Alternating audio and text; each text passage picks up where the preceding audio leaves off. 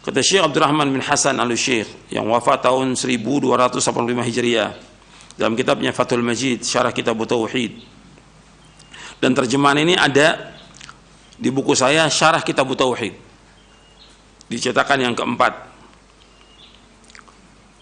di bab yang ke-38 halaman 377 sampai 379. Kata Syekh Abdurrahman bin Hasan Al-Syekh, dan kemungkaran ini, perhatikan, kemungkaran ini maksudnya menolak hadis dengan pendapat ulama.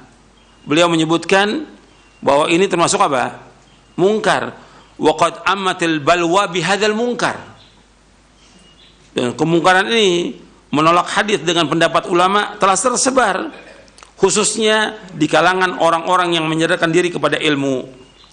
Mereka membuat penghalang untuk menghalang-halangi manusia dari mengambil Alkitab dan As-Sunnah, dan mereka menghalang-halangi dari ittiba', mengikuti Nabi Muhammad SAW, dan dari mengagungkan perintah dan larangan beliau. Jadi kita harus perhatikan tuh, kalau udah ada sunnah kita wajib ikut dalam rangka mengikuti beliau SAW, dan juga mengagungkan perintah Allah dan perintah Rasulullah SAW, karena kita diwajibkan oleh Allah untuk mengikuti siapa? Mengikuti Rasulullah SAW.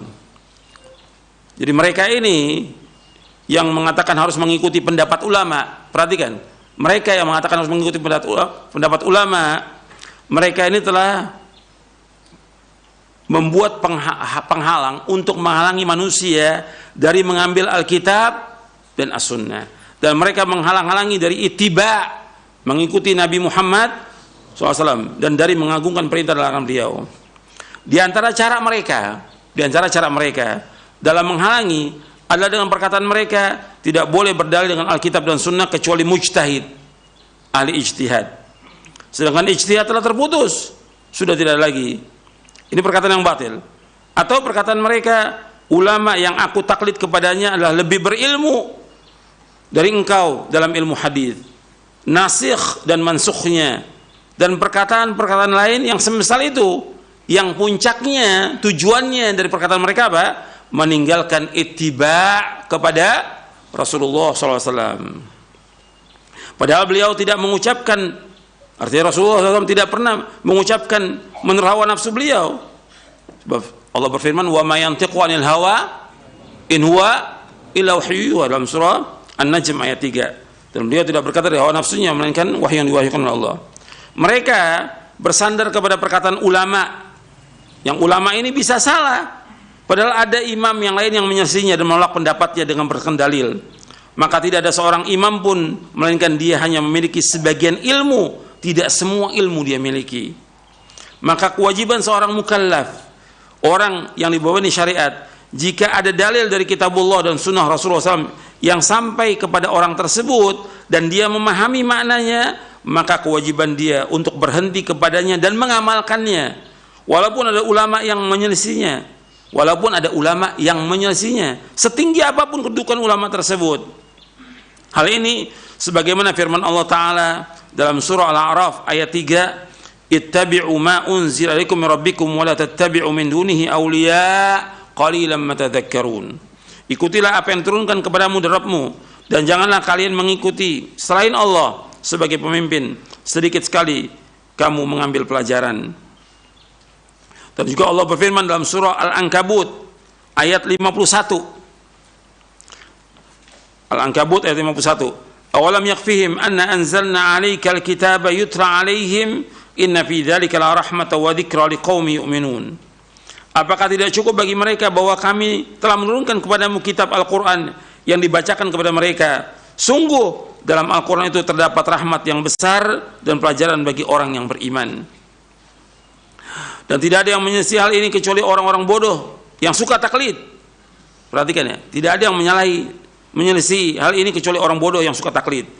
Karena mereka bodoh terhadap Alkitab dan As-Sunnah, dan mereka berpaling dari keduanya.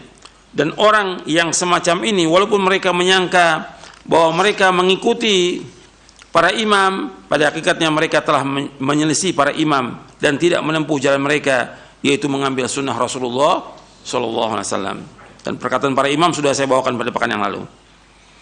Akan tapi dalam perkataan Imam Ahmad rahimahullah, Jadi Imam Ahmad pernah mengatakan, kata Imam Ahmad, wa qala Imam Ahmad ajibtu liqaumin araful isnada wa sihhatahu yadhhabuna la ra'yi Sufyan wallahu ta'ala yaqul falyahdharil ladzina yukhalifuna amri an tusibahum fitnatun aw yusibahum adzabun alim. Atadri mal fitnah? Al fitnatu asyirku la'alau idza radda ba'da qawlihi ay yaqa fi qalbi syai'un min az-zayq fayahlik. Imam Ahmad berkata, dan ada di kitab Tauhid berkata Imam Ahmad ini, dan di Fathul Majid juga ada. Kata Imam Ahmad, aku merasa heran dengan orang-orang yang tahu tentang sanad hadis dan sahihnya, tetapi mereka justru mengikuti pendapatnya Sufyan. Jadi Sufyan ada dua, ada Sufyan bin Uyainah, ada Sufyan Ats-Tsauri. Dua-duanya ulama, yang satu tinggal di Mekah, yang satu di Kufah. Padahal Allah Ta'ala berfirman, maka hendaklah orang-orang yang menyalahi perintah Rasul takut akan ditimpa fitnah atau ditimpa adab yang pedih, dalam surah An-Nur ayat 63. Tahukah engkau apa yang dimaksud dengan fitnah itu? Fitnah itu maksudnya adalah syirik. Bisa jadi apabila seorang menolak sabda beliau, akan terjadi kesesatan dalam hatinya sehingga dia celaka. Saya lanjutkan perkataan Syekh Abdurrahman bin Hasan. Akan tapi dalam perkataan Imam Ahmad terdapat isyarat bahwa seorang yang taklid kepada ulama sebelum sampainya dalil,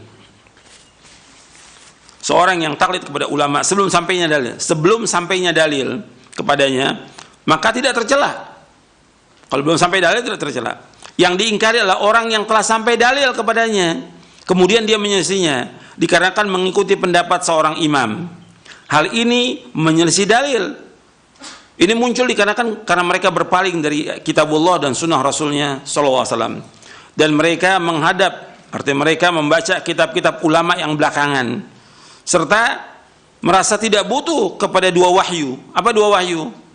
Al-Quran dan Sunnah. Dan hal ini mirip dengan apa yang terjadi pada ahlul kitab, yang Allah firmankan tentang mereka, ittakhadhu ahbarahum wa ruhbanahum arbabam min dunillah. Mereka menjadikan orang-orang alimnya dan rahib mereka sebagai Tuhan selain Allah. Jadi kalau dibawakan dalil nih, apa aja tentang wajibnya ke masjid, saf rapat atau yang lain, mereka katakan ulama juga punya dalil. Ini orang yang lemah ini. Kok ngikutin ulama? Yang disuruh kita ikut apa? Dalil, bukan ulama. Yang ikut dalil. Jadi mereka ini karena baca kitab orang-orang yang belakangan dan tidak butuh kepada dua wahyu. Mereka ini mirip seperti yang Allah sebutkan tentang orang-orang Yahudi dan Nasrani yang menjadikan orang alim mereka dan rahib mereka sebagai Tuhan selain Allah. Ini perkataan, bukan perkataan saya. Perkataan siapa ini? Syekh Abdurrahman bin Hasan Al-Syekh dalam Fathul Majid. Kemudian beliau lanjutkan begini. Kata beliau rahimahullah, maka wajib atas seorang yang jujur terhadap dirinya jika dia membaca kitab-kitab para ulama dan menelitinya serta memahami pendapat-pendapat mereka, maka hendaklah dia menimbangnya dengan apa yang terdapat dalam Alkitab dan As-Sunnah. Perkataan ulama harus ditimbang dengan Alkitab dan As-Sunnah. Karena sungguh setiap ulama mujtahid dan para pengikutnya serta orang-orang yang menisbatkan diri kepada mazhabnya, maka setiap dari mereka harus menyebutkan dalil yang dimilikinya. Mereka harus menyebutkan dalil yang mereka miliki. Kebenaran dalam masalah yang diperselisihkan adalah satu. Kebenaran itu hanya satu. Dan para imam diberi pahala atas ijtihad mereka. Maka orang yang jujur, dia menjadikan penelitian dan pembahasan terhadap perkataan-perkataan mereka para ulama sebagai jalan untuk mengetahui dan menghadirkan berbagai permasalahan yang diperselisihkan untuk nantinya membedakan yang benar dari yang salah dengan dalil-dalil yang disebutkan mereka. Dan dari situ dia akan mengetahui siapa ulama yang sesuai dengan dalil untuk kemudian dia ikuti. Ini semua berkaitan dengan wajibnya apa? Mengikuti apa? Dalil. Perhatikan. Nanti antum ulangi kepada penuntut ilmu ini, antum baca lagi nanti di rumah kitab tauhidnya dan juga Fathul Majidnya dibaca. Jadi antum cek lagi supaya jelas ini. Sebab ini masalah-masalah kita beragama nggak main-main. Kita kalau ikut dalil kita akan selamat. Sekarang ini bahkan yang sudah ngaji, sudah lama ngaji, bahkan ustadznya kita ikut ulama. Kok ikut ulama bukan ikut dalil? Dalil yang kita ikut.